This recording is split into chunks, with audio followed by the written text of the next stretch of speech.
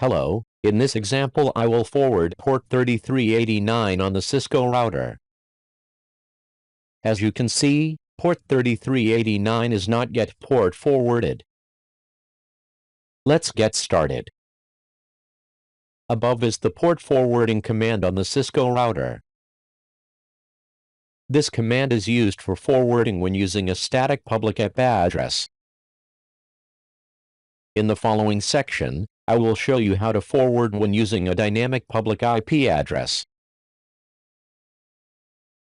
I forward port 3389 to remotely control this Windows computer.